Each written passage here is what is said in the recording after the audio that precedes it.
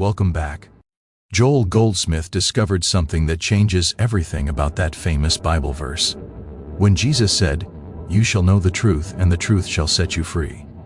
He wasn't talking about information, he was revealing the most powerful spiritual practice ever given to humanity. Most people treat this as inspiration, but Joel showed it's actually an instruction manual for consciousness transformation. The word know in the original teaching means direct spiritual realization, not intellectual understanding. It's the difference between reading about water and drinking it. When you truly know the truth in the mystical sense, something shifts in your consciousness that cannot be reversed. This knowing dissolves every limitation, every fear, every false belief that has imprisoned you. Here's what Joel discovered. The truth that sets you free isn't a concept you learn. It's a presence you recognize within your own consciousness. This truth is already complete, already whole, already operating. Your only work is recognition, not acquisition. When you stop seeking truth outside yourself and start recognizing it within, freedom becomes your natural state, not a distant goal. The freedom Jesus spoke about isn't freedom from circumstances. Joel taught that real freedom is freedom from the belief that circumstances have power over your spiritual identity. You can be physically imprisoned, yet spiritually free, or physically free, yet mentally imprisoned. This understanding revolutionizes everything because it places freedom where it actually belongs, in consciousness itself. Most spiritual seekers make a critical mistake. They try to change their external world to feel free. But Joel revealed that freedom isn't a condition you create, it's a truth you recognize. The moment you know that your true nature is already free, untouched by any human condition, circumstances lose their grip. This isn't positive thinking or denial. It's recognizing what's eternally true about your spiritual being. This practice requires daily recognition, not occasional inspiration. Joel would spend hours in meditation simply recognizing the truth of being, not affirming it, not visualizing it, but resting in the recognition that consciousness itself is already free, whole, and complete. This recognition gradually dissolves the mental patterns that created your sense of limitation. Let me show you exactly how this recognition practice works. You don't start by trying to feel free or become free. You start by recognizing this truth. The I that I am is already the fullness of God expressed, not will be, not can be, but already is. This isn't affirmation, it's recognition of what exists before you even think about it. When a problem appears, your habitual response is to fix it, fight it, or pray for it to change. Joel's approach is radically different. You pause and recognize this appearance has no power to change the truth of my being.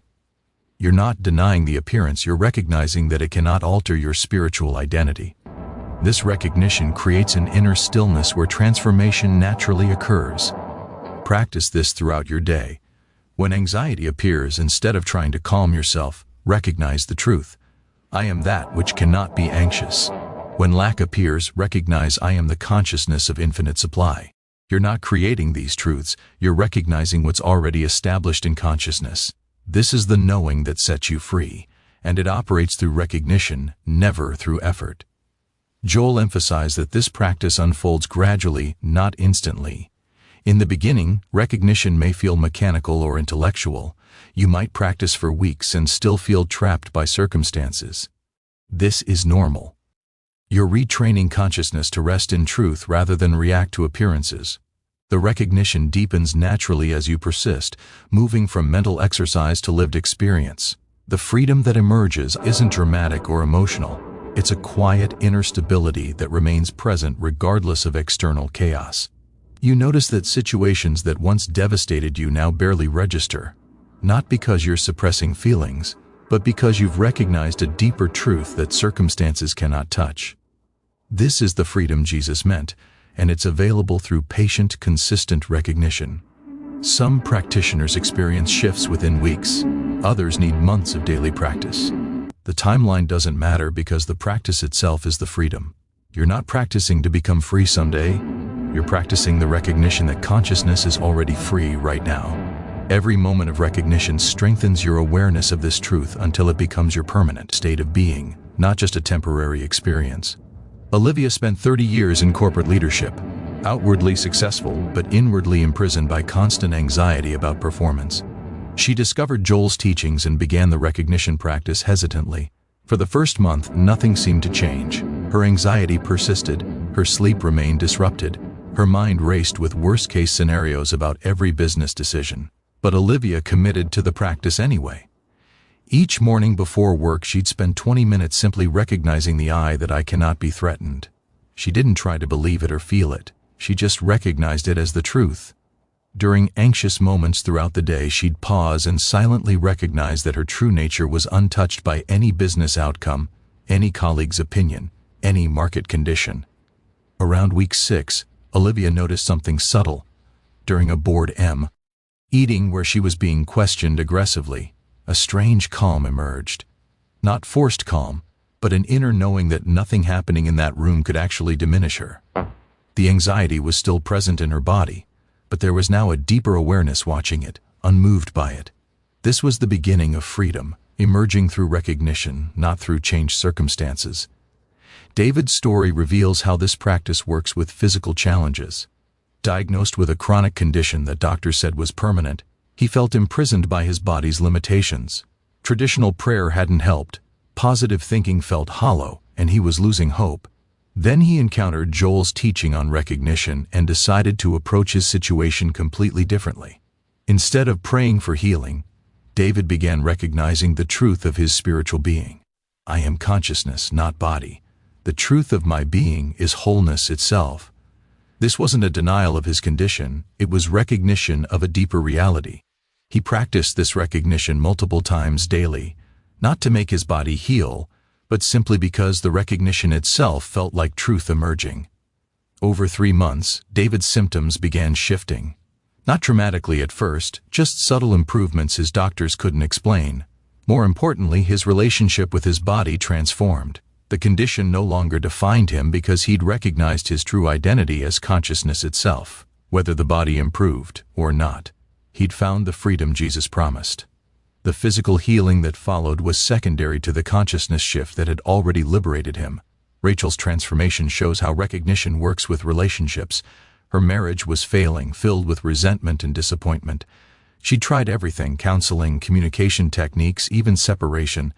Nothing worked because she was trying to change her husband rather than recognize the truth.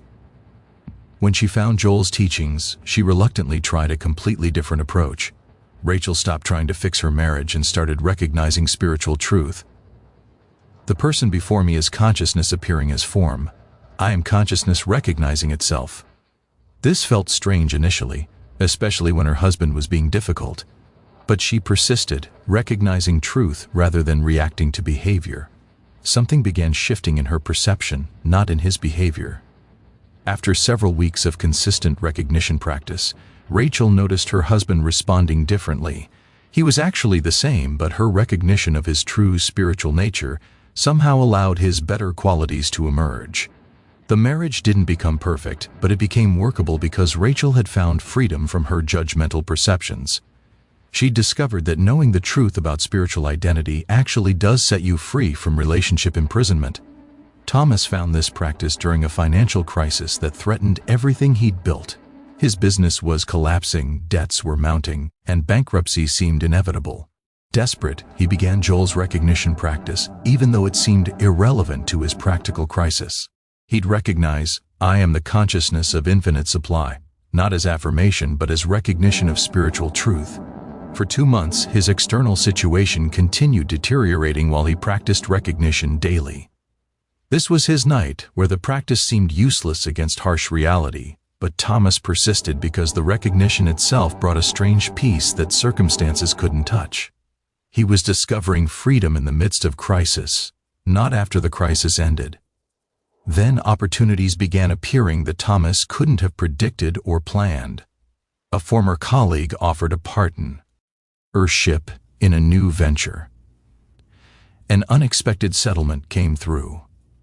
Within 6 months, Thomas had completely rebuilt his financial life. But more importantly, he discovered that his true security was consciousness itself, not bank accounts. The recognition had set him free from financial fear permanently.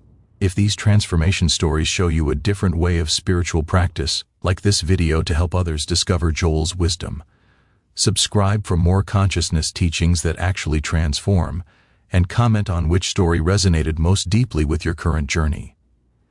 Joel taught a powerful companion practice he called recognizing the invisible. While you're recognizing truth about yourself, you simultaneously recognize that an invisible spiritual reality is operating beyond what your senses report. This isn't imagination or visualization. It's acknowledging that more is present than what appears. This dual recognition creates what Joel called the atmosphere of consciousness, where transformation occurs naturally. Practice this by pausing several times daily and recognizing, there is an invisible divine presence operating in this moment that my eyes cannot see. You're not creating this presence through recognition. You're acknowledging what's already here. This shifts your awareness from visible effects to invisible cause. The more you recognize the invisible, the more its activity becomes evident in your visible experience. This recognition is especially powerful during difficult circumstances. When everything visible says failure, lack, or limitation, you pause and recognize the invisible divine reality operating beneath appearances. This isn't denial or escapism. It's training consciousness to recognize the deeper dimension where solutions already exist. Joel found that people who practiced this recognition experienced what others called miracles, though he understood them as natural spiritual law. Another technique Joel emphasized is what he called impersonalization. When someone seems to be causing you problems, you practice recognizing that you're not dealing with a person. You're dealing with an impersonal belief appearing as that person. This recognition removes personal judgment and allows you to see the spiritual truth behind human behavior. It's incredibly freeing. Here's how to practice it. When someone irritates or threatens you, silently recognize that this is not a person acting against me. This is an impersonal belief of separation appearing. You're recognizing that the troublesome behavior isn't personal. It's a universal false belief temporarily operating through that individual. This recognition dissolves resentment and opens space for truth to appear. Joel discovered that impersonalization also applies to yourself. When you're experiencing negative emotions or destructive patterns, recognize this isn't the real me. This is an impersonal belief temporarily operating. This recognition prevents self-condemnation and allows you to address the belief rather than battle yourself. Freedom comes through recognizing what's impersonal rather than making everything personal and taking it into your identity. Joel's third complementary technique is resting in the Word. After you've practiced recognition, spend time in complete silence, resting in the truth you've recognized. This isn't meditation with a goal. It's simply being present with the truth without thought or effort. In this rest, the truth you recognize begins integrating into consciousness at levels deeper than intellect can reach. The practice is simple but profound. After your morning recognition practice, sit in silence for 10 to 20 minutes. No mantras, no visualizations, no trying to feel anything. Just rest in the awareness that truth is already established in consciousness. If thoughts arise, gently return to resting. This rest is where the actual transformation happens because you're allowing truth to do its work without interference. Joel taught that most people practice spiritually but never rest spiritually. They're always seeking, always working, always trying to achieve. But truth doesn't need your effort to be true. It needs your recognition and then your rest. In the rest, consciousness assimilates the recognition, and it becomes lived experience rather than intellectual knowledge. This rest is essential for the knowing that actually sets you free. The fourth technique is living from recognition. Throughout your day, let every action flow from the recognition you've practiced, rather than from human planning or willpower. This means before speaking, you pause and recognize the truth. Before making decisions, you recognize the truth. Before responding to challenges, you recognize the truth. Your entire life becomes an expression of recognized truth rather than a reaction to appearances. This isn't about perfection, it's about direction. You'll forget and react habitually, many times daily. When you notice this, simply recognize the truth again without self-judgment.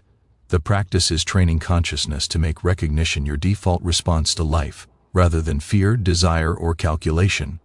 Over time, this becomes natural, and your entire experience shifts from human effort to spiritual flow.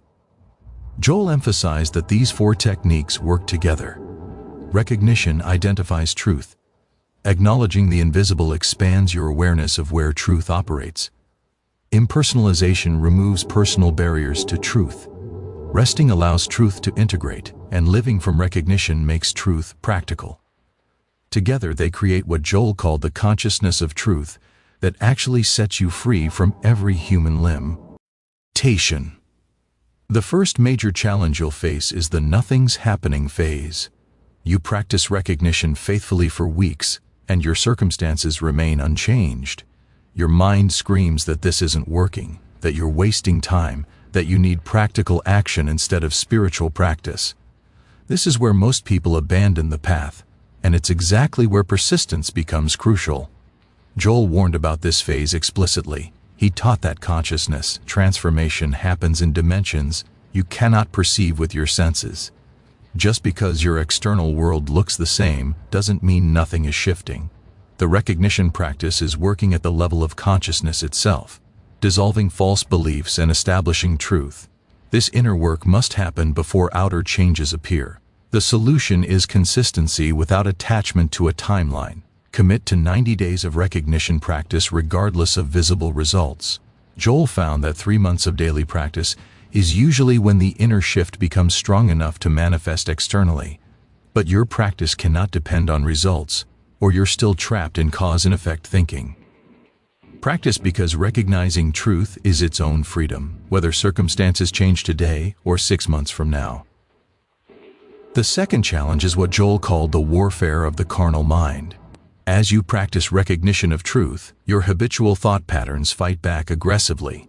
Doubt intensifies, fear becomes louder, negative thoughts multiply. This isn't failure, it's actually evidence that your recognition practice is working. The false belief system is defending itself because it senses its dissolution approaching. During this phase, you might experience intense resistance to your practice. You'll find every excuse to skip your recognition time. You'll feel foolish doing it. You'll hear inner voices mocking the entire approach. Joel taught that this warfare is temporary but intense. The key is recognizing that these thoughts are impersonal, not personal. They're the old consciousness pattern, resisting the new truth you're establishing. Push through this warfare with compassionate firmness toward yourself. When resistance arises, recognize that this resistance has no power to stop truth from being truth. Don't fight the thoughts. Don't suppress them. Simply recognize their temporary appearances, while the truth is the eternal reality. This phase typically lasts 2 to 4 weeks of daily practice, after which a noticeable peace emerges. The third challenge involves isolation and misunderstanding. As you practice Joel's teachings, people around you won't understand your approach. They'll offer advice that contradicts recognition practice. They'll think you're being passive or in denial. Some relationships may become strained because your consciousness shift makes others uncomfortable. This social pressure can undermine your commitment if you're not prepared for it. Joel experienced this himself. His mystical approach puzzled traditional religious people and seemed impractical to materialists. He learned to practice silently, without defending or explaining, unless someone genuinely wanted to understand. Your recognition practice is personal between you and the truth. It doesn't require anyone else's approval or understanding. Let your transformed life be your testimony, not your words. The solution is finding community, even if virtual, with others practicing consciousness transformation. Joel's students formed study groups where they could share experiences without judgment. Today, you can find online communities exploring these teachings. Having even one person who understands this path makes the social challenge much easier, but ultimately, your commitment must be strong enough to practice alone, if necessary. The fourth challenge is the temptation to return to traditional prayer when crisis hits. You're practicing recognition consistently. Then a major crisis erupts. Every instinct screams to petition, beg, or bargain with God for help. The recognition practice suddenly seems inadequate for the emergency at hand. This is the test that determines whether you've truly understood Joel's teaching or just added it to old patterns. Joel taught that crisis is exactly when recognition practice matters most. When you're tempted to return to petitionary prayer, that's your opportunity to prove to yourself that you trust truth over appearances. Instead of begging God to change circumstances, you recognize the truth that God, being infinite consciousness, is already all that exists. This recognition in crisis is advanced practice, but it's where real freedom emerges. The way through is remembering that recognition isn't passive. It's the most powerful spiritual activity, because it aligns your consciousness with reality itself. When a crisis appears, increase your recognition practice rather than abandoning it. Recognize truth more frequently, rest in truth more deeply, live from truth more consistently. This is how you discover that truth actually does set you free, even in circumstances that seem impossible. If these challenge-breaking insights resonate with your spiritual journey, like to support this teaching, subscribe for advanced Joel Goldsmith practices that work in real life, and comment on which challenge you're ready to transform through recognition right now. Linda's advanced case shows how recognition practice works with chronic pain that doctors couldn't resolve.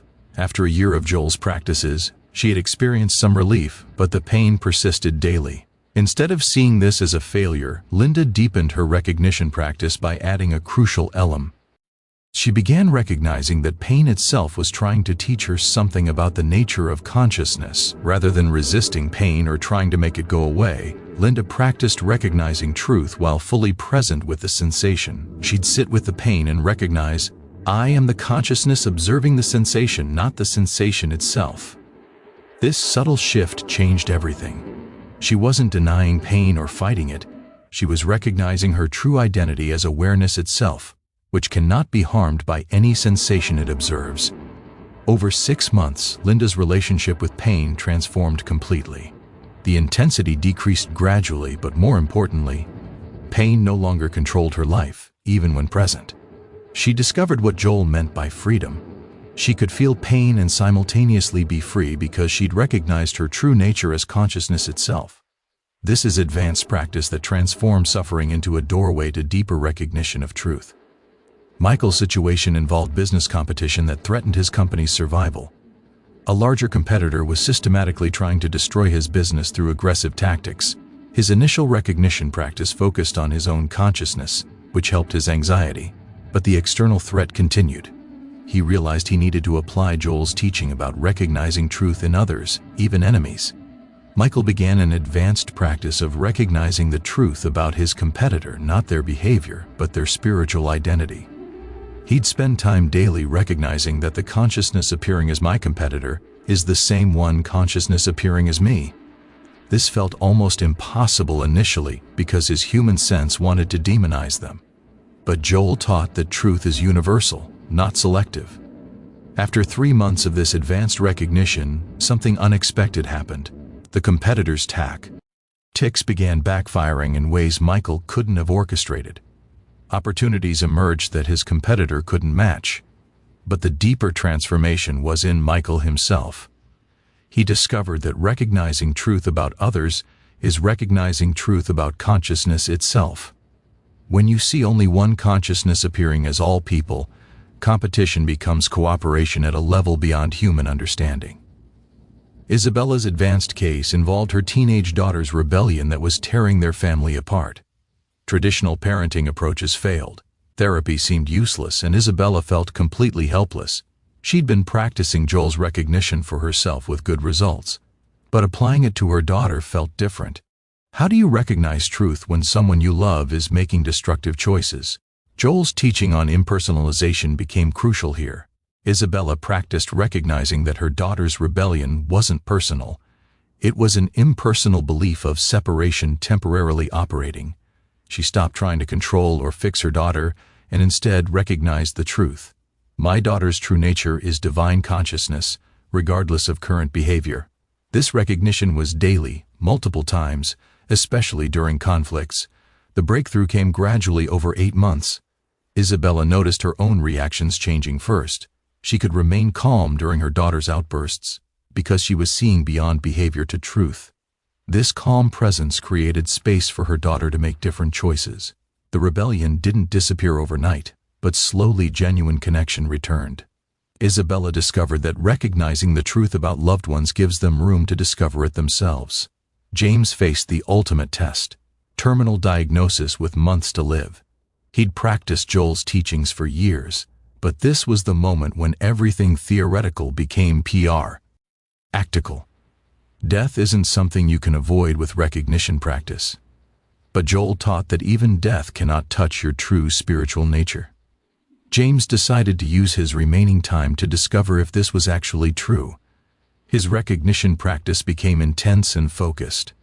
I am consciousness itself, which has no beginning and no end. This body is temporary, but the I that I am is eternal.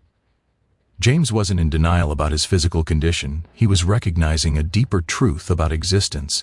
He spent hours daily in recognition and rest, going deeper into the truth of being than he'd ever gone before. What James discovered transformed not just him, but everyone around him. As his body weakened, his consciousness grew stronger and clearer.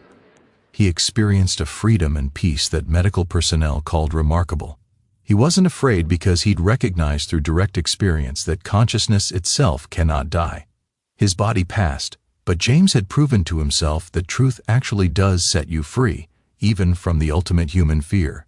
His testimony inspired dozens to take this path seriously. After months or years of recognition practice, something shifts permanently in consciousness. You realize you're no longer practicing to become free. You're practicing from freedom. The truth you've been recognizing is now your lived experience, not just an intellectual concept. This doesn't mean problems disappear. It means your relationship with problems transforms completely. They no longer define you or control you. This permanent shift feels like waking up from a dream. You see clearly that you were never actually imprisoned by circumstances. You were imprisoned by believing circumstances had power over your spiritual identity. That belief is gone, dissolved through consistent recognition of truth. What remains is a quiet certainty that your true nature is untouchable by any human condition. This is the freedom Jesus promised, and Joel revealed how to access it. People at this stage often describe feeling like they're living in a different world, though externally everything looks the same. The difference is internal. There's a constant awareness of truth operating beneath appearances. Challenges still arise, but they're met with recognition rather than fear. This consciousness becomes self-sustaining because recognizing truth is now your natural response to life, not something you have to remember to do. The transformation extends into every area of life organically. Your relationships improve because you're recognizing the truth about everyone you meet. Your work becomes more effective because you're operating from consciousness rather than anxiety. Your health often improves because your body is no longer carrying the burden of false beliefs. Even your creative expression expands because consciousness itself is infinitely creative. But Joel warned against making these improvements the goal. They're natural byproducts of consciousness transformation, not objectives to pursue. The moment you practice recognition to get better circumstances, you've fallen back into cause and effect thinking. True freedom is recognizing that consciousness is already complete regardless of circumstances. The improvements come because consciousness expressing freely naturally creates harmonious conditions. This is why some practitioners experience dramatic life changes while others experience subtle shifts. The external changes don't measure your spiritual progress. What matters is whether you've recognized your true identity as consciousness itself. That recognition is the freedom, the transformation, the goal. Everything else is just consciousness expressing in form, and form is always changing.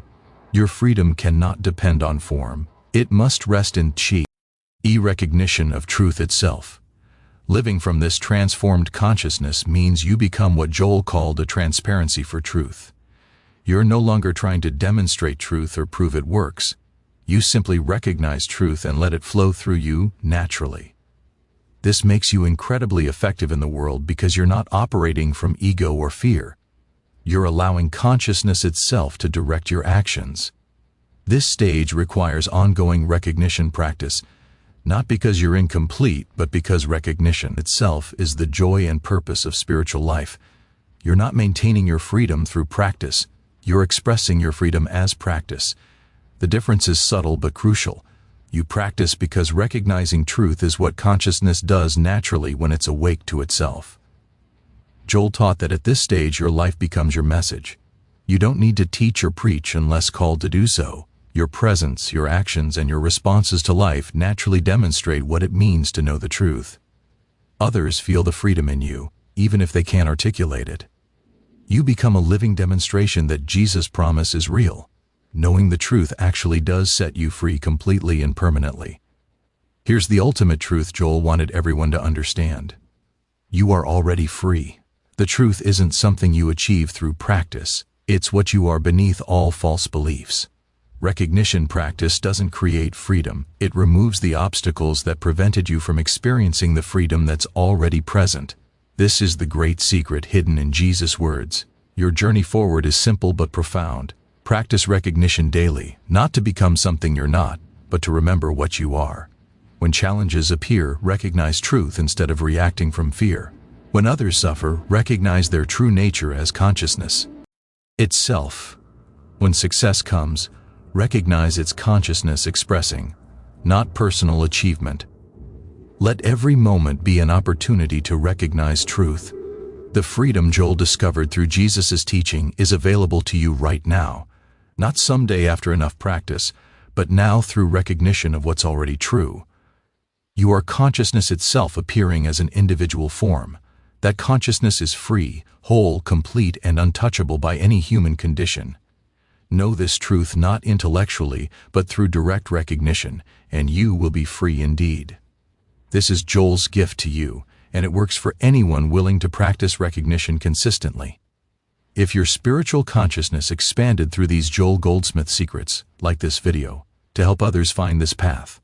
Subscribe for more transformative mystical Christianity teachings. And comment. I am transformed to declare your commitment to recognition practice starting today. Thanks for watching.